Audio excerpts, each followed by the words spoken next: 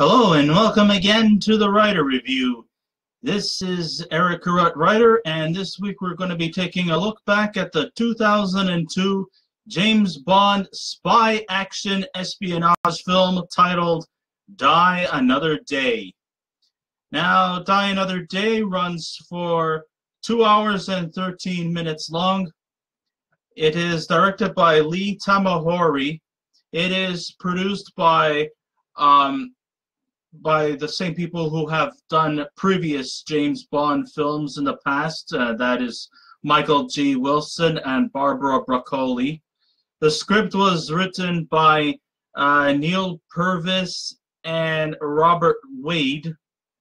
The score was done by David Arnold. The cinematography was done by David Tattersall, I think I said. Yeah. And the editing was done by Christian Wagner. And this was the final movie of Die Another Day from Pierce Brosnan, because this was Pierce Brosnan's last role as James Bond before James Bond took a hiatus, and he was eventually replaced by, of course, Daniel Craig. Eventually took over in 2006, but between 2002 up until 2006, it was pretty much dormant for the time being. But overall,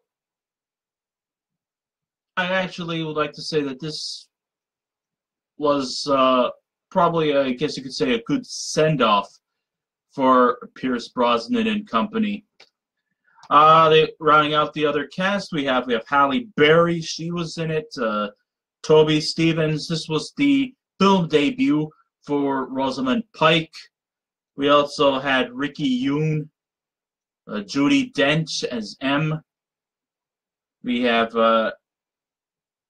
Yune Lee, Kenneth Tsang, John Cleese, who actually replaces the late Desmond Llewellyn as the new Q, Michael Madsen, and Samantha Bond as Miss Moneypenny.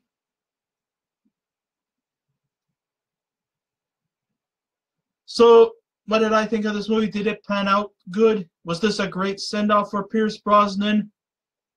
I would have to say it was a fairly adequate job for the movie.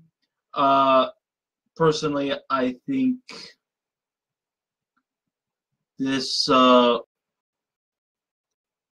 had its share of ups and downs. I think one of the biggest weaknesses that a lot of people have said was that it depended too much on the high-tech technical gadgets.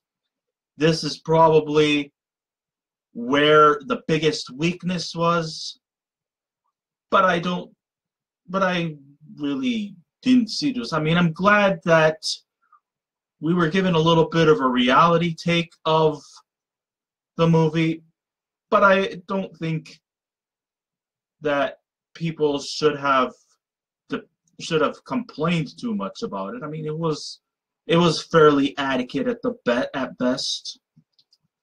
So what did I think? Okay, with an open mind and an open heart, I felt so relieved to see a greater fondness for Pierce Brosnan as James Bond. He truly embarks the character of Bond to a fresher view that even Sean Connery or Roger Moore never entered into. He is definitely more boss and less subservient. He has that dashing appeal while still remaining awkward in delivery. His Irish accent still weaves in and out through his delivery, which is kind of like a contrast to the Queen's English that most of the other previous Bonds from before have spoken. I mean, let's face it, Pierce Brosnan, he's Irish compared to all the other British Bonds there was.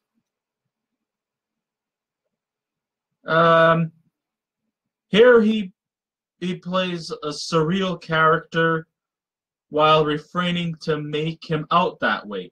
Die Another Day is truly a welcomed addition to the franchise that has been running for over 4.5 decades. This was kind of ironic that this was actually the 20th installment of the James Bond movies, which appeared on the 40th anniversary of the very first James Bond movie. The first James Bond movie came out way back in 1962 with Dr. No. But then, later but now 40 years later, in 2002, we see the 20th installment on the 40th anniversary of the James Bond franchise. How amazing is that? How ironic. But, aside from that, there is a lot of irony in this movie that's subliminally hidden inside the movie itself. Now, of course, people like Rotten Tomatoes have often complained about the fact that there was too much technical stuff about this. But then again, people complain about so many things so much.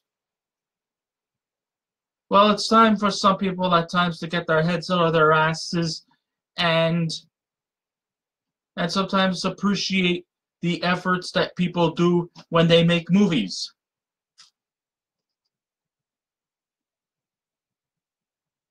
Okay. But like I mentioned before, there was a lot of twisted ironies in this movie that really, really spread out. Now, okay, so here we go. At the midway point of the film, in a twist of coincidental reality, Bond's superior, M, played by Judi Dench, warned the iconic assassin that the world has changed when you were gone. This is, of course, making reference to the early scenes where he was captured by North Koreans and he was eventually imprisoned for a substantial period of time. He was getting the crap beaten out of him. And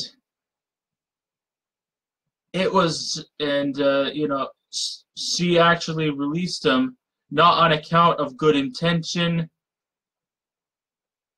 but on account that she was going to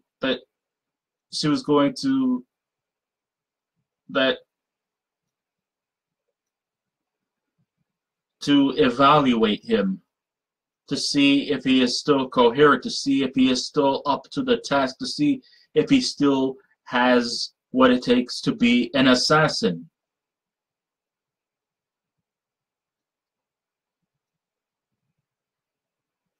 Of course, she is making reference to his incarceration in North Korea through the reality that Bond thrillers have changed in the subtle, tongue-in-cheek humor. And yes, that's right. But the Bond franchise has changed over the years. I mean, compared to the 60s and 70s with Sean Connery and Roger Moore, basically a lot of those early Bond films featured a lot of escapism. Basically the way how a Bond spy thriller used to work in the 60s and the 70s was, just Bond being put in a perilous situation and him trying to find ways to escape using clever, resourceful ways. They didn't depend too much heavily on the technological features, but just through clever, crafty wits to break free of things. Sometimes he didn't really necessarily need to overdo it with the gadgetry and stuff like that. But when you look at, compared to 2002 onwards, yes, spy thrillers have changed. A lot of it is basically explosions. People depend too much on CGI. People depend too heavily on not necessarily on character and development, but through thrills. So yes, the whole landscape has changed. And this was, of course, executed in subtle, tongue-in-cheek humor. That the world has changed while he was gone. I mean, gone are the days of just, using clever resources to get yourself out from one perilous situation into another, and to overcome insurmountable odds. Yes, the insurmountable odds are definitely there, but at the same time, the fans just don't want to see, cat and mouse escapes anymore. They want to see explosions. They want to see big thrills. They want to see something that can make your ears ring. That's what everybody seems to be going into in these kind of films of this kind of magnitude. So this is kind of like what you would see in a typical James Bond movie.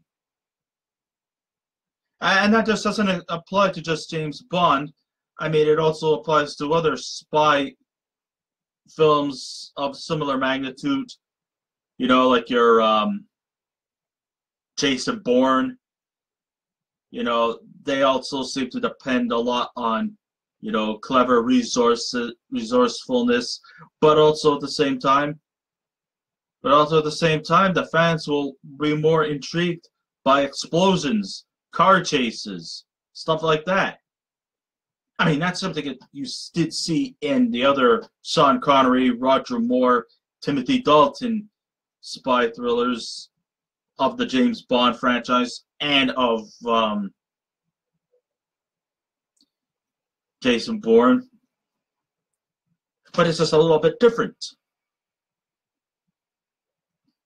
Because that's the top priority. Dialogue, character development, good quality storytelling, that's all secondary. Now, one time that used to be the secondary thing. Now it's the thrills.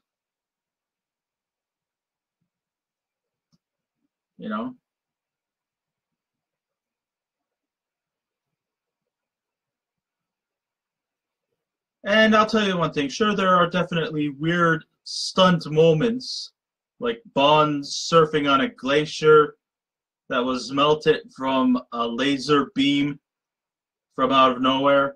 However, the action scenes definitely feel more upgraded to stand as a modern-day action film.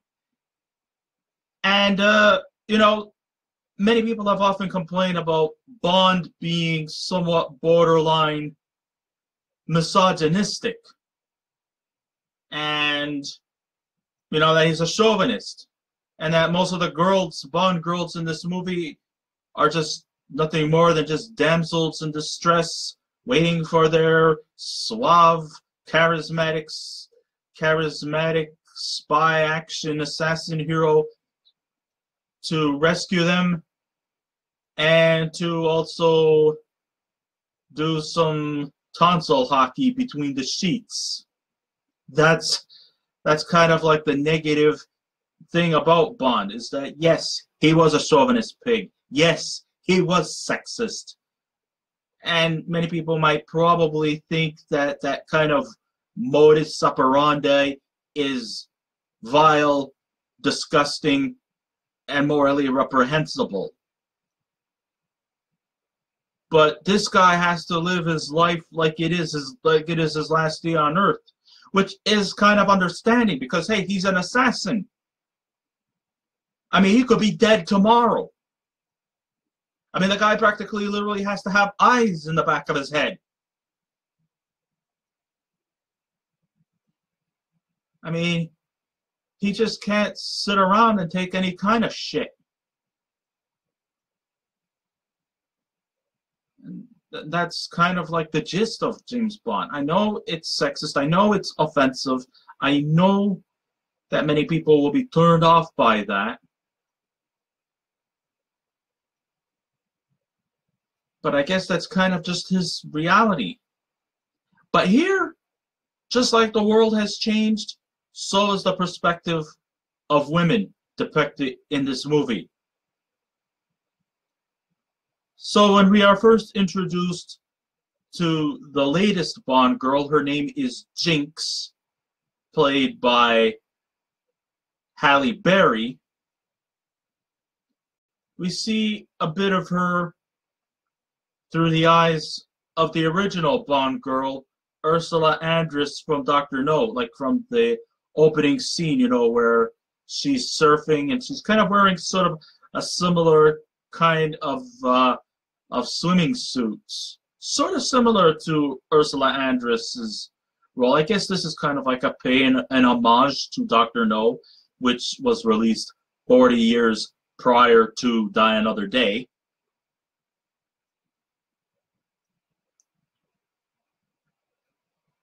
But, and from the waves to the near identical bikini, it truly is an homage to the original Bond girl. But what's different from the other Bond girls is that Jinx stands out from them. Sure, she still oozes seductive one-liners like all the others, but in Die Another Day, Jinx is a pure, genuine badass.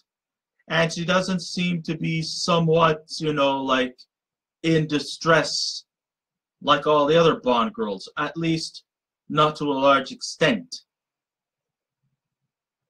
Sure, she could still has those sassy one-liners that spell seduction, but she can also back it up. In fact, I think she is actually one of the more tougher Bond girls than all the other ones. Maybe the next closest one was Diana Rigg from her performance in the 1969 On Her Majesty's Secret Service. You know, the only one where George Lazenby is playing James Bond. That's the only time that Lazenby plays James Bond. But I guess the reason why Diana Rigg was just as much of a thrill seeker as Lazenby is because, come on now, George Lazenby could not hold a candle next to his predecessor, Sean Connery. But still, you know, Jinx, played by Halle Berry, really, really brings out the best in James Bond because she is not like inferior. She is kind of at an equal. Okay, if I was to put them in like in rank of intense fighters, okay, Bond would be kind of like up here. Jinx would be sort of just a little bit under him. Not too much though. I mean, like I said, she's just as much of a deadly assassin as James Bond, and unlike the others who are just damsels in distress waiting to become just another trophy case for Bond, she's nobody's trophy case.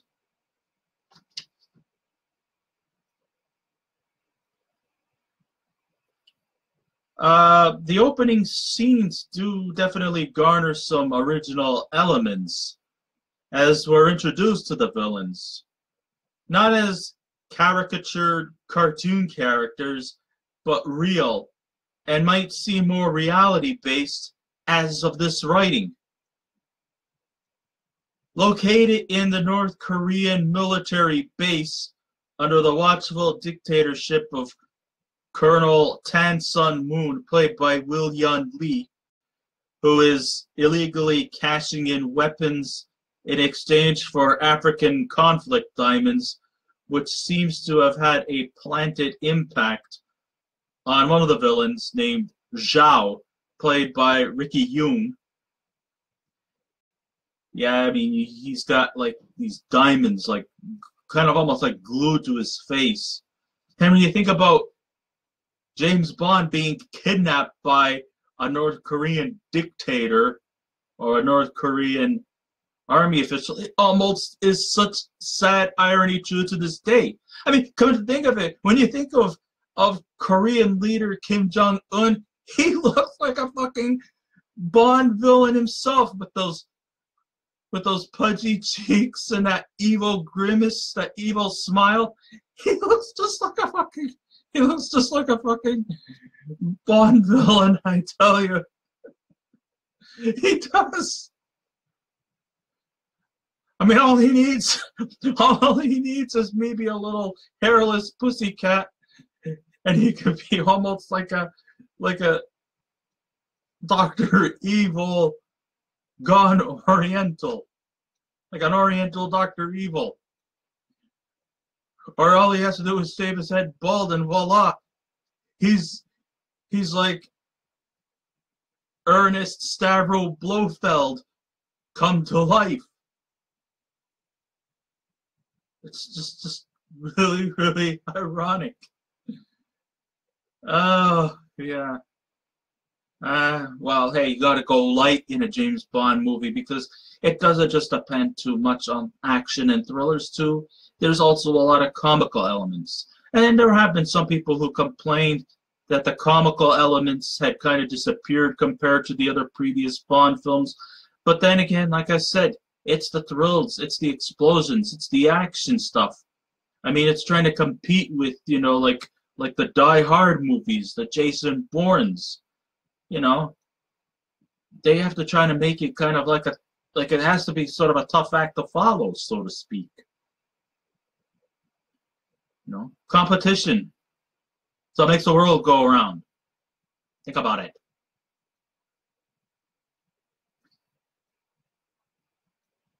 Okay, the chase scene, which includes over tanks in a minefield, we kind of look a little bit convoluted, which leads 007 being captured, incarcerated, and physically tortured for several months. He gets released by a prisoner exchange. Yeah, that's the reason why M released Bond, was because of some kind of a prisoner exchange. She wasn't actually, remember, doing it out of the goodness of her heart. In fact, she even once threatened, you know, she should have just let him stay there to rot. However, M, played by Judi Dench, assumes that Bond must have been brainwashed. She eventually strips him of his 007 license, and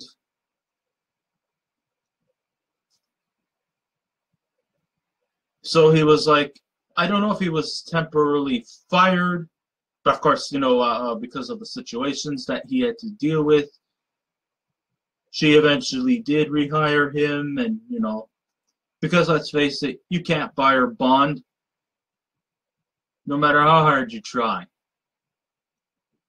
I mean, sometimes I think Bond needs the 007 organization, then the 007 needs Bond. Think about it. Okay, he is eventually back in shape, and he meets Q, played by John Cleese, who's got a new assortment of gadgets, like Aston Martin could be invisible. And of course, there's the wacky stunts and adventures that get underway. And for the first time in Bond history, yes, CGI comes into play here. Like the disintegrating plane, that must have been made from some computer-generated algorithms. But it doesn't really detract from the excitement. The North Koreans are definitely under the leadership of the cliched Bond villain who goes by the name of Gustav Graves, played by Toby Stephens, who, of course, like all the other Bond villains or any other kind of superhero villain, their quest is for world domination. Anyhow, he has some kind of device that lacks any original merit to it. But really what stands out,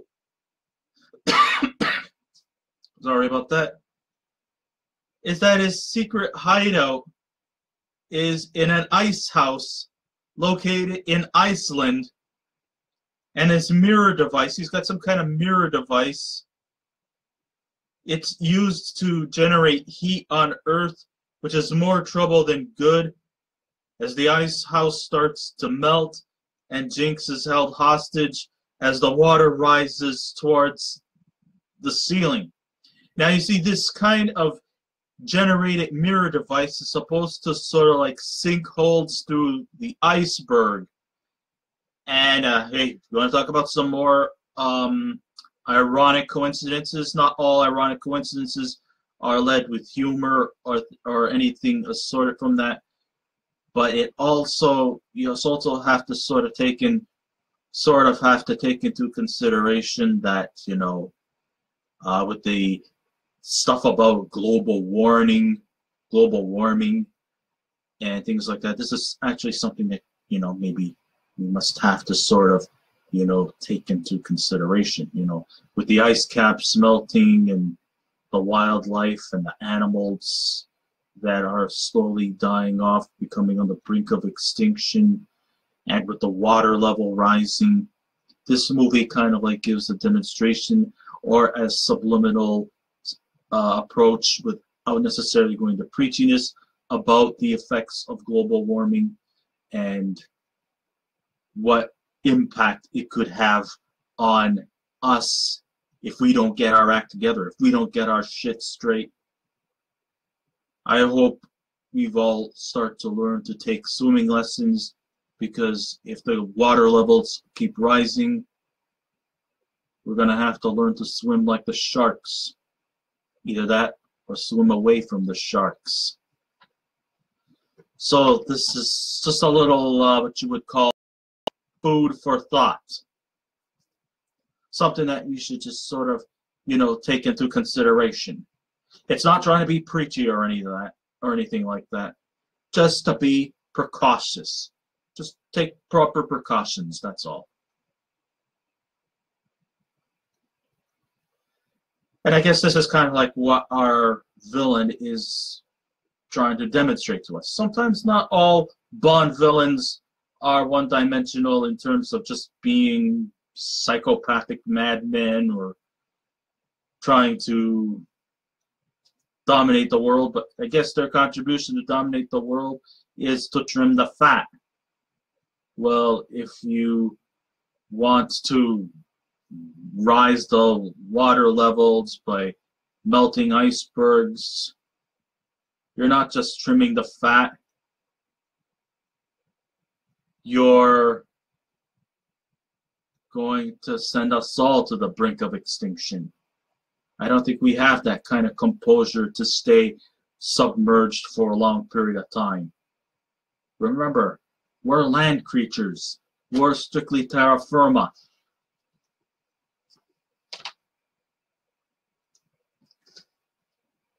Okay.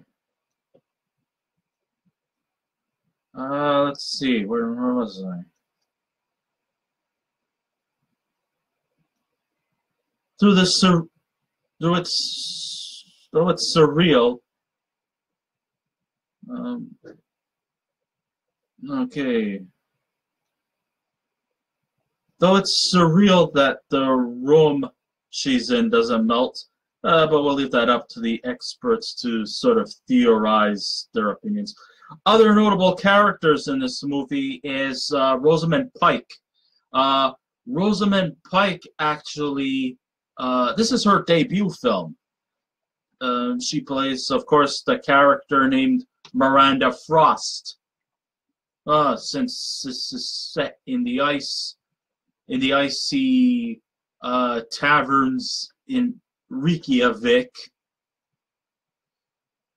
I guess you kind of pretty much know where she stands. She kind of also kind of plays off not necessarily a Bond girl, but I guess maybe you could probably pass her off as a Bond bitch. I am not, and I mean, and I don't mean that in a bad way. I mean, hey, she's playing a villainess, so. But then again, you know, she of course sides with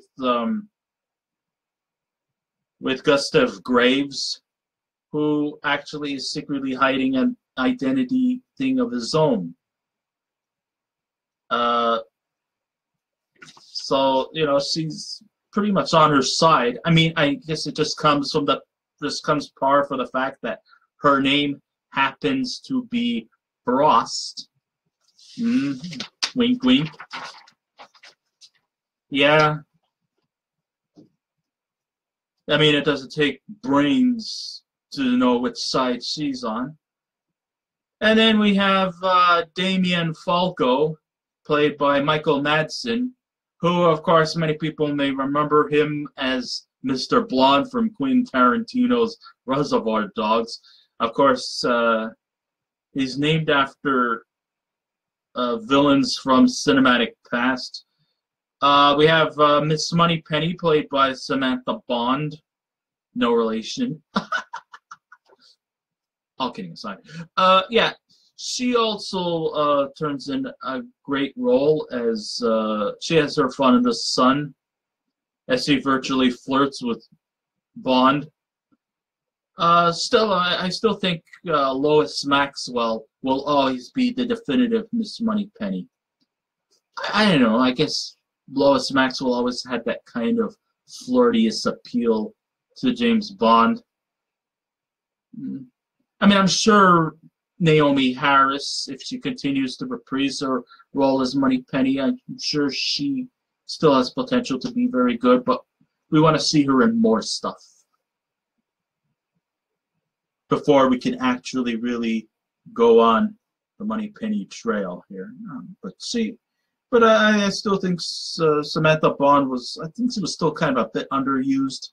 But then again, Moneypenny was not always like there in every scene. But still, you know, Lois Maxwell will always be the definitive Miss Moneypenny, in my opinion.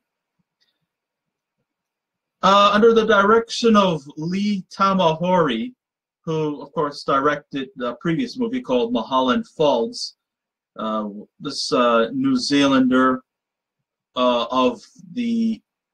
Yeah, he's an Aboriginal New Zealander. I believe the group that he is, I think it's pronounced Maori, Maori. Yeah. He directed this movie. This New Zealander released much of the humor from the Bond series to hype up more towards the action. This is mostly due to the success of, you know, Austin Powers in Goldmember. So I think, you know, what they were trying to do, I mean, in 2002, you know, we had the parody of James Bond, you know, with Austin Powers and Goldmember. So, you know, they were just trying to compete with them. But except for, you know, James Bond is kind of like has the more serious spy action thing, while Austin Powers is pretty much mostly played for laughs, not subtle humor, real over-the-top stuff. So it was pretty much competing the film that Austin Powers bases itself on. So that's kind of the reason why the humor factor kind of had to sort of be a little bit more upgraded from the others. It still has its surreal ways about it, but it's executed in a more subtle perspective. So when all is said and done, with Bond having its share of hits and misses, this one is surely a hit. I'm not going to say it was the best of the franchise, no. Personally, my very favorite one is still Live and Let Die. And it's not just because, you know, hey, Paul McCartney and Wings had the best Bond song going.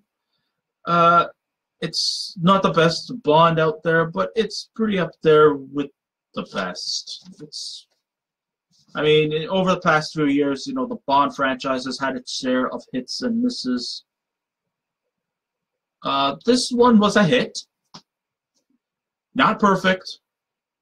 Not the worst I have seen. Not the best. I would probably give it out of 10, 7 out of 10. But it does an admirable job of telling its story. And I think I would highly recommend it. So yeah, so there you go. So I guess this ends my writer review. Thank you all for listening in. If you wish to subscribe to my channel on YouTube, please feel free to do so. If you wish to leave a comment, go right ahead. But just remember, be kind, be courteous, and please refrain from any rude comments. And I will be back again with another movie review. So until next time, this is Eric Red Rider saying, keep watching those movies, and I'll see you around. Goodbye.